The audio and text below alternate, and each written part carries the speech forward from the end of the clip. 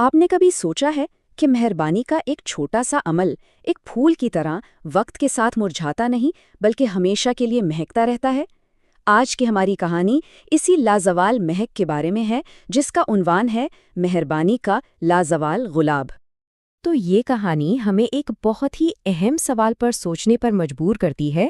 کیا مہربانی کا ایک لمحہ جو شاید پلک جھپکتے ہی گزر جاتا ہے، کسی کی پوری زندگی کا رخ بدل سکتا ہے؟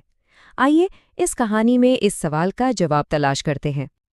اچھا، تو اس کہانی کا آغاز ہوتا ہے ایک بہت ہی عام سی چیز سے، ایک پھول سے، ایک واحد گلاب جو دو اجنبیوں کی زندگیوں کو ہمیشہ کے لیے جوڑنے والا تھا۔ ذرا تصور کریں، ایک ہسپتال کے باہر کا منظر ہے۔ ایک بینچ پر ایک لڑکی بیٹھی ہے اور اس کی آنکھوں سے آنسو بہہ رہے ہیں۔ اس کے دل پر کیا گزر رہی ہے یہ تو کوئی نہیں جانتا، لیکن اس کا دکھ اس کی خاموشی میں بھی بہت گہرا محسوس ہو رہا تھا۔ اور پھر اس خاموش اداسی میں ایک لڑکا آتا ہے۔ اس کے کپڑے پھٹے پرانے ہیں جو اس کی غربت کی کہانی سنا رہے تھے، لیکن اس کے ہاتھ میں ایک ایسی چیز تھی جو کسی بھی دولت سے کہیں زیادہ قیمتی تھی، ایک تازہ کھلا ہوا گلاب۔ وہ لڑکا چپ چاپ اس لڑکی کے پاس گیا، کچھ کہے بغیر وہ گلاب اس کی طرف بڑھا دیا اور ایک بہت ہی نرم مسکراہٹ کے ساتھ بس اتنا بولا، سب ٹھیک ہو جائے گا۔ الفاظ بہت سادہ تھے، لیکن اس لمحے میں یہ ایک دعا، ایک وعدہ اور امید کی ایک پوری دنیا تھے۔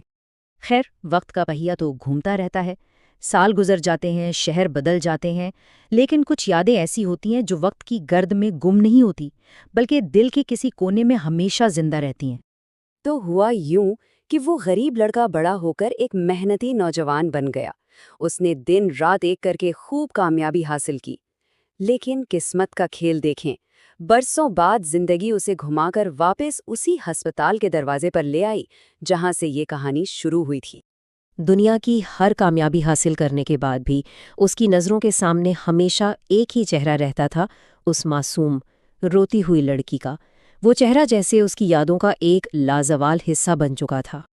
اور اب کہانی اس موڑ پر آ پہنچی ہے جہاں وقت کی لکیریں مٹ جاتی ہیں، جہاں ماضی حال سے آن ملتا ہے اور ایک بھولی بسری مہربانی ایک بار پھر دستک دینے والی تھی۔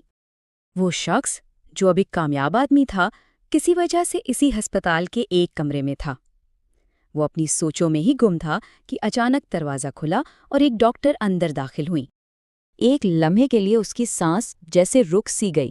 اس نے ڈاکٹر کے چہرے کو دیکھا اور اس کے ذہن میں ایک ہی سوال گونجا، کیا یہ ہو سکتا ہے؟ کیا یہ وہی آنکھیں جنہیں وہ برسوں سے اپنی یادوں میں تلاش کر رہا تھا؟